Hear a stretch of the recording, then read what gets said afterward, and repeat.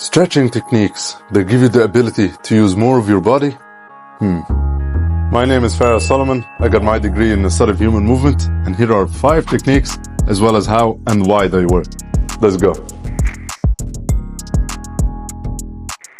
Peripheral Neuromuscular Facilitation, or PNF for short, is an approach that combines the stretching and contracting of muscles to improve flexibility, strength, and recovery. It works by upgrading both the passive and the active ranges of motion. Basically, active range of motion is when a movement is done using your own muscle strength, and passive range of motion is when it's done by using an external force like a therapist or a device that does the movement for you without having to use any of your muscles. At the core of PNF stretches and exercises is an emphasis on the interaction between the nervous system and muscles to improve movement and coordination.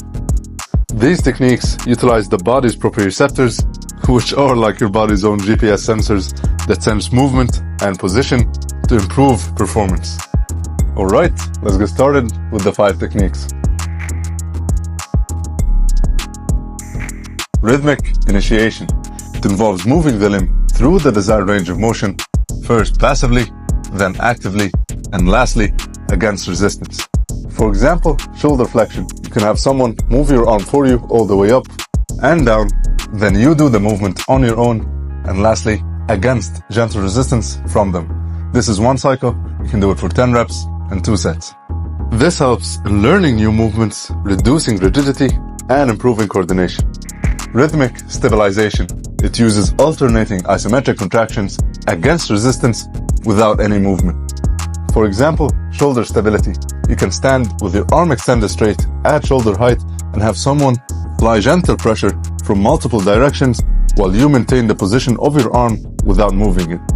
This will require the shoulder to stabilize the joint against varying forces, and you can perform this exercise for 5 to 10 seconds, just 1 rep, and go for 10 reps and 2 sets.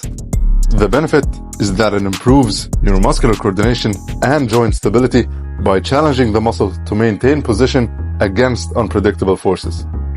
Rhythmic Contraction. It's done by alternating repeating contraction of the agonist and antagonist muscles without relaxation. So think constant tension throughout the entire movement, aka isotonic contraction. An example is elbow flexion and extension, and you can start by contracting the biceps without moving the arm for 5 to 10 seconds, and then flex the elbow against resistance until you finish the movement, and then switch it around and extend the elbow against resistance as well until you finish the movement. That's 1 cycle, and you can go for 3 to 5 cycles. The benefit here is that it improves muscle coordination and endurance. Slow reversal is done when a movement is in one direction against resistance, and then it's reversed in the other direction against resistance as well. An example can be for shoulder abduction and adduction, where you raise your arm to the side against resistance and lower it back to your body against resistance as well. And this can be done for 10 reps and 2 sets. The main benefit here is that it improves strength and coordination throughout the entire range of motion. Slow reversal hold. It involves an isometric contraction at the end of each movement, so think contracting your muscles without moving. An example can be knee extension and flexion, where you extend the knee against resistance, hold that extended position for a couple seconds, and then flex the knee against resistance as well, and also hold that position for a couple seconds. And this can be done for 10 reps and 2 sets. The main benefit of this technique is that it improves strength and endurance. As you can imagine, manual and verbal cues are key points of PNF, especially since most of these techniques require resistance from someone else. When resistance is applied or a muscle is guided, the skin receptors are stimulated and they send signals to the brain about the body's position and movement.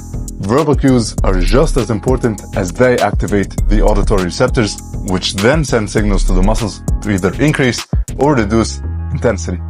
For example, you can have the therapist give simple commands like push or relax, which will help the muscle respond quicker. These techniques also use an important concept called reciprocal inhibition. This is the process where an activation of one muscle group leads to the relaxation of the opposite muscle group.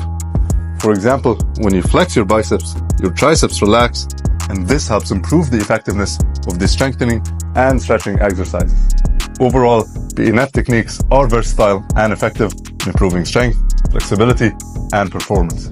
Whether you're recovering from an injury, want to improve athletic performance, or just want to move better, understanding and applying these techniques can help you use more of your body. So as always, stay active and mindful.